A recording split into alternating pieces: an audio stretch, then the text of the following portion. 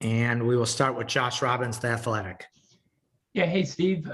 We saw that Aaron Gordon won't play tonight. How did he come through last night, or what's the rationale behind him not playing? Just, he was sore and obviously we want to be, as careful as we can here going forward. So, he's in there, he was treatment today, and then, we'll see how he feels going forward. But, there wasn't anything significant, just I think this will be part of the process right now. Okay, Jim Conlon. Hi, Coach. Just in relation to Vucevic coming back after the All-Star break, did he really enjoy? Was it a rewarding thing for Vucevic to play in the All-Star game? And his performances and numbers have been great this year. Just like 34 points and 10 rebounds, 7 assists against the Brooklyn Nets this year. He's been real revelation for you.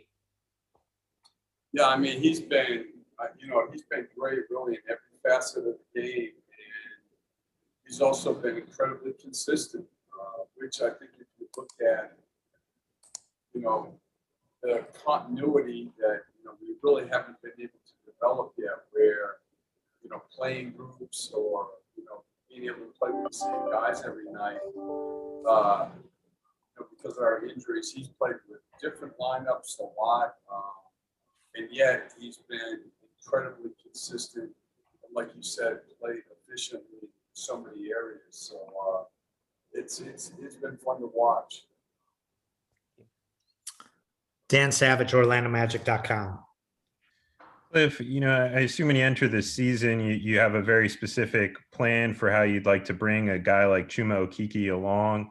When you have a situation where you have injuries and a guy like that's forced to play some different positions and in some different roles, does that accelerate his development? Does it hinder it in certain ways, or is it a little mixture of both? Well, I think it definitely hinders it. I think that, you have to experience some success, and it's, he's being asked to play, like tonight, all minutes at a position he's never practiced. There was never a vision of him playing at all at this position. So it's difficult. And he's great. He understands.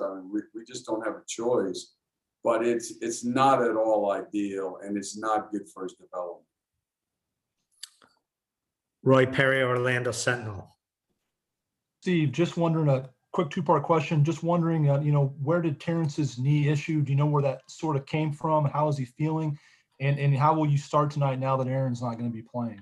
Yeah, so, like I think most teams, we did contact in practice the other night, and, he just got tangled up and went down. And so he's got a bruise, and, it's one of those things that, again, day to day, I think he felt a little bit better today, but it's not something that, that we can take chances with. And so again, fingers crossed, that he can be ready as quickly as possible. And we'll start Chuma tonight at 3. We're basically looking at a situation where we have 3 perimeter players. We have MCW, Chasen, and Dwayne. And, tonight, just like last night, both Chuma and Gary will have to play a lot of 3. Philip Rossman-Reich, Orlando Magic Daily. It looked like last night the Heat were putting 2, maybe 3 guys on Vucevic, seemingly at all times, even when he was off the ball. He's obviously dealt with a lot more attention this year defensively than maybe he's seen in the past. How has he handled those double teams, especially with all the injuries, with teams really focused on him and stopping him at all points of the game? Oh, he's handled it very well. We haven't always done his job, which is my responsibility, especially last night against the fronts, where, they were front and back a lot of times, like you're saying. They actually double teamed him off the ball. But there's things that we can get to. Again, I think that, not to make an excuse, but this is where the lack of practice time is. And we try to do some things this afternoon before we came over in the ballroom, because I'm sure we can see some of that again tonight. But it's a facet of the game that the post game is the hardest part of offensive basketball to develop. It may seem like it's the simplest, it's the most complicated. You have to be the most precise in order to be good at it. And we have a ways to go in that regard. Okay, Maria with Tab Desportes. Hi, Coach. Nice to meet you. And hope, thank you. I hope you're well. What do you think are the biggest challenges that your team has faced this season? And what would you like to see from your guys in this second half of the season? Well, I think that, we're facing the same challenges everybody else, a condensed schedule. Obviously, the things, all of the, I would say, mental challenges that come along for everybody with the pandemic. And then for us, obviously, it's just been hell,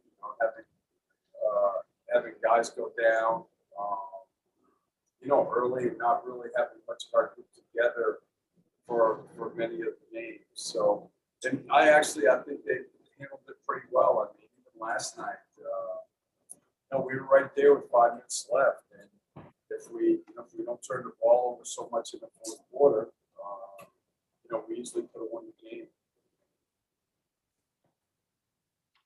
Roy Perry, Orlando Sentinel.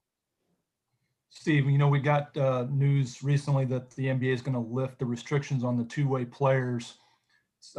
Just how welcoming is that news that, Chasen and now Kareem will be able to come on without any worry about how many games you can and can't play them? And what are some things Chasen's done that you really like so far?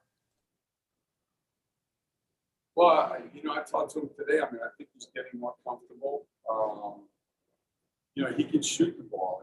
He's the all-time leading scorer in Stanford basketball history. So, I think he's an accomplished scoring player, and he just has to continue to, learn what we're doing, so that we execute when he's on the floor. And I think he's capable of doing that and playing better and better at the longer he's here. Okay, any final questions? Roy Perry, go ahead. Oh, sorry, I didn't mean to raise my hand. I don't know how I must have bumped it. I'm good. All right, thank you.